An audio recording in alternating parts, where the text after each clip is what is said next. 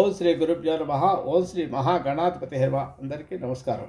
ఈ వీడియోలో కార్తీక పురాణంలోని 26వ అధ్యాయంలో హరికృత దుర్వాస ప్రబోధనము అంటే దుర్వాస మహాముని ఆ రాజుకు శాపం ఇవ్వడం వల్ల శ్రీహరికి కోపం వచ్చి రెండోసారి శాపం ఇస్తుంటే ఆ రాజులో ఉన్న సుదర్శన శ్రీహరి తన ఆ రాజు నోటి ద్వారా సూర్యచక్రాన్ని ప్రయోగించి దుర్వాసముని సంహరించడానికి ప్రయోగిస్తాడు. అప్పుడు దుర్వాసముని అక్కడి నుంచి ప్రాణాలు చేతిలో పట్టుకొని భూలోకము, వైకుంఠము, అన్ని రకాల ఉల్లోకాలు వెంబడి ప్రతికి అందరినీ వేడుకుంటాడు. కానీ ఎవరు కూడా రక్షించలేకపోతారు. ఇట్లు దుర్వాసముడు భూలోకం మొదలైన సమస్త లోకంలో తిరిగి రక్షణము పొందలేక శీఘ్రముగా హరినిలయమైన వైకుంఠములకు చేరుస్తాడు. దుర్వాసనుడు అప్పుడు శ్రీహరితో ఇట్లా ప్రార్థిస్తాడు: జగన్నాథ, బ్రాహ్మణ ప్రియ, మసూదన, సుదర్శన చక్ర సంబంధమైన మంటలు నా పైన పడకుండా రక్షించు అని వేడుకుంటాడు శ్రీ మహావిష్ణువు. ఓ శ్రీ మహావిష్ణువు, హరి, సూర్యకోటి సమాన కాంతి గల ఈ ఘోరచక్రం నన్ను చంపడం వచ్చుతున్నది. మీరే నన్ను కాపాడండి, నివారించండి స్వామి, నివారించము, నీ ఒక్కటి చేతనే వీలవుతుంది అని ప్రార్థిస్తాడు. నీ భక్తుడైన అంబరీషునకు అన్యాయంగా శాపం ఇచ్చిన పాపానికి నాకు ఈ శిక్ష, పాతకానికి నాకు ఈ శిక్ష తగి ఉన్నది అని వేడుకుంటాడు. అప్పుడు పశ్చాత్తాపంతో, వేల కొద్ది బ్రాహ్మణులలో నేను బహుపాతకుడను కాబట్టి నన్ను రక్షింపము హరి. నీ వక్షస్థలమందు బ్రాహ్మణని పదము ఉండలేదా? భృగు మహర్షి హరిని పాదముతో వక్షస్థలమందు తన్నను కదా, కాబట్టి అట్లే నా పాతకము కూడా నీవు సహించవలను. ఈ ప్రకారం విష్ణుమూర్తి ముందు దుర్వాస మహాముని సాష్టాంగ ప్రమాణం చేసిన వాడై స్వామి వేడుకుంటాడు: ఓ స్వామి, నన్ను రక్షించమని. అనేక మార్లు దుర్వాసుడు పలికి పాదాభ్యంతరం చేస్తాడు. అంతా హరి నవ్వుచూ అతనికి దుర్వాసుతో ఇలా పలుకుతాడు: దుర్వాస, బ్రాహ్మణులు నాకు దేవతలు అన్న మాట నిజమే. మీ వంటి వారు మిక్కిలి దేవతలే అవుతారు. బ్రాహ్మణోత్తమ, నీవు సాక్షాత్తు పరమేశ్వరుడవే, బ్రహ్మస్వరూపుడవు. జటలతో కూడి భృకుటిలమైన నీ ముఖమును చూచినచో ఎవరికి భయం కలగకుండా ఉంటుంది. మీ వంటి వారు స్వభావమునకు వికారమును కలగనివ్వరు కదా. నేను మనోవాక్కాయముల చేత బ్రాహ్మణులకు అపకారం కొంచెమైనను చేయను. ఆ సంగతి నీకు తెలిసిన విషయమే కదా. దేవతలకు, బ్రాహ్మణులకు, సాధువులకు, గోవులకు సుఖము కొరకు ప్రతి యుగమందు నేను ఒక అవతారం ఎత్తుతున్నాను. ఆ అవతారాల దుర్వాస మహాముని, నీవు సాధు నిందితమైన కర్మను ఆచరించితివి. అంబరీషునకు కారణం లేని శాపమును ఇచ్చితివి. అంబరీషుడు మనోవాక్కాయముల చేత శత్రువునకును అపకారం చేయనివాడు. సర్వభూతములందు నన్ను భావించుచు చరాచరములందు తను నన్ను చూస్తూ ఆరాయిస్తుంటాడు ఎల్లప్పుడూ.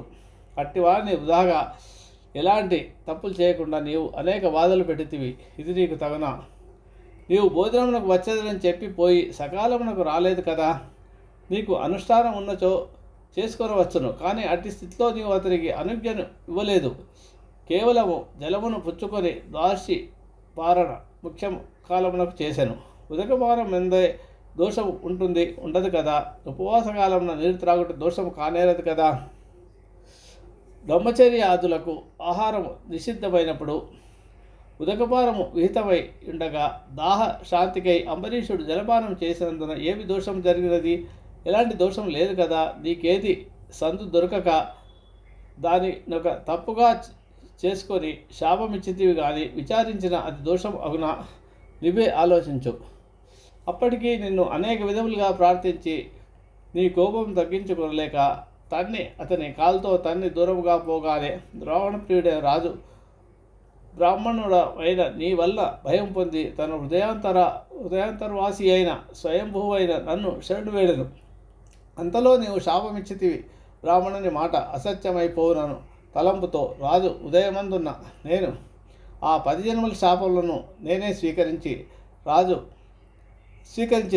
రాజు నీవు శాపమిచ్చుటయే ఎరగడు.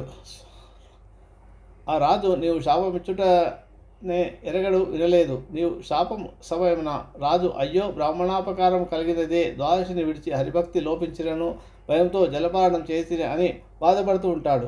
దానితో బ్రాహ్మణ తిరస్కారం ఆయన కదా. హరి నన్నెట్లు కాపాడుతూ అని దీనుడై నన్ను శరణుజొచ్చి నాయందే మనస్సు ఉంచి ఇతర విషయములను మరచి తన శరీరమును తానెరగక ఉండెను. అట్లుండగా నీవు శాపం ఇచ్చితివి ఆ రాజుకు. శాపమందు నీవు మీనము కూర్మము మొదలైన 10 జన్మలు కమ్ము అని శపించితివి. అప్పుడు భక్తుల బాధలకు నివర్తకుడైన నేను అతని హృదయమందు నివసించి ఉండి అతని చెవి వల్ల నీవిచ్చిన శాపములను వినుచు భక్తునికి అన్యాయముగా శాపం కలిగిన కదా, దీన్ని ఎట్లు చేయుదునని ఆలోచించి తిని బ్రాహ్మణుని మాటను సత్యముగా చేసితేని నా భక్తునికి అనిష్టం కలుగుతుంది. శాపమును నివారించి లేని బ్రాహ్మణ వచనం అసత్యమగను. కాబట్టి బ్రాహ్మణ వాక్యము సత్యమోటకు భక్తరక్షణ మాటకు ఆలోచించి నీవిచ్చిన శాపములను నేనే స్వీకరించి తిని భక్తులకు కలిగిన అంతులేని మహాకష్టములన్నింటినీ నేను స్వీకరించి హరితును. నా భక్తుడు ధర్మాత్ముడు సమస్త భూతముల యందు సమబుద్ధి గలవాడు. అట్టి విషయమును ఎరంగి ఇండియు నీవు అధర్మముగా శాపం ఇచ్చితివి. వేదములందు దేశమును బట్టి కాలమును అనుసరించి వయసును ముఖ్యముగా చేసుకొని జాతిని అవలంబించి ఆశ్రమములను విషయముగా చేసుకొని మనుషులకు వివిధ ధర్మములు చెప్పబడి ఉన్నవి కదా. పురుషులకు కొన్ని ధర్మములు, స్త్రీలకు కొన్ని ధర్మాలు ఉంటాయి. మనుష్య జాతకంతకు కొన్ని ధర్మాలు చెప్పబడి ఉన్నాయి. కాబట్టి మనుష్య జాతికి సామాన్యముగా చెప్పబడిన ధర్మములను మనుషులందరూ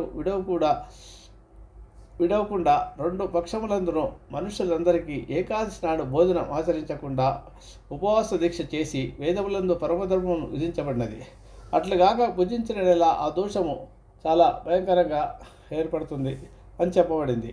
ద్వాదశిని విడిచినచో ఏకాదశిని విడిచిన దోషం సంభవిస్తుంది. కాబట్టి నా భక్తి లోపించిన భయంతో ఆ రాజు జలపారణం చేశాడు. ఇట్లుండగా నీవు వృధాగా విచారించక శాపమిచ్చితివి కదా. అంతటా విరమించక తిరిగి శాపమిచ్చుటకు ప్రయత్నించి నీవు నోరు తెరచు అంతలో దుర్వాసుని మాటను అసత్యము పొందించ తగదు అని తలిచి నేను చక్రమును పంపితిని. అనగా శాపమిచ్చి గ్రహించువారు లేరు గనక శాపం వృధాయగునని తలిచి నివారించు భావంతో చక్రమును పంపితిని. బ్రాహ్మణోత్తమ దుఃఖించకము. అంబరీషుని విషయమై నీవిచ్చిన శాపం నాకు వరమాయను. నేను ఈ రూపంలో ధరించి అవతారములను ఎత్తవలసి ఉన్నది 10 దశావతారాలు. నేను ఈ కల్పమందు ప్రళయమందు జగత్తుల యొక్క స్థితి కారణం కొరకు శంఖాసురుని సంవరించుటకు గాను మనువును రక్షించుటకు గాను పెద్ద చేపగా అవతారం ఎత్తుతాను. దేవదానవులు సముద్రమును మదించు సమయంలో సముద్రమందు మునిగిన మందర పర్వతమును నా వీపు ధరించుటకు తాబేలుగా అవతారం ఎత్తుతాను. హిరణ్యాక్షుని సంవరించుటకు భూమిని ఉద్ధరించుటకు నీలాద్రితో నల్లకొండతో సమానమైన పంది అవతారాన్ని ఎత్తాను. అలాగే హిరణ్యకశిపుని సంవరించుట కొరకు క్రూర జ్వాలల చేత దిగంతములు వ్యాపించు వికృతానందుడైన మనుష్య సింహము నరసింహావతారం తాలుస్తాను. లోకత్రయం జయించి బలిని బంధించి ఇంద్రునకు పోయిన రాజ్యమును తిరిగి ఇప్పిస్తాను. వామనుడనే పొట్టివానిగా అవతారం ఎత్తాను. క్షత్రియ నాశనం కొరకు మహాబలముతో గూడు కర్మయుతుడైన పరశురాముడుగాను పేరుగల బ్రాహ్మణుడుగా జన్మిస్తాను. రావణుని సంహారం కొరకు ఆత్మజ్ఞానశూన్యుడైన రాముడను రాజు నగుతును. యదువంశమందు ఆత్మజ్ఞానము కలిగి గోపికా కాముకుడైన రాజ్యం లేని శ్రీకృష్ణుడు అవతారం ఎత్తుతాను. కలియుగం నందు పాపమోహము కొరకు బుద్ధుడగాను దితి కుమారుడైన పాషండ మార్గము ఉపదేశ నగుతును. కలియుగాంతమందు విప్ర శత్రు ఘాతకుడైన బ్రాహ్మణునిగా జన్మిస్తాను. ఇట్లు నాకు 10 జన్మలు కలుగుతాయి. ఈ 10 అవతారంలో వినువారికి పాతక నాశనంలో కలుగుతాయి. లగ్ను వైకుంఠ ప్రాప్తి కలుగుతుంది. శుభమస్తు.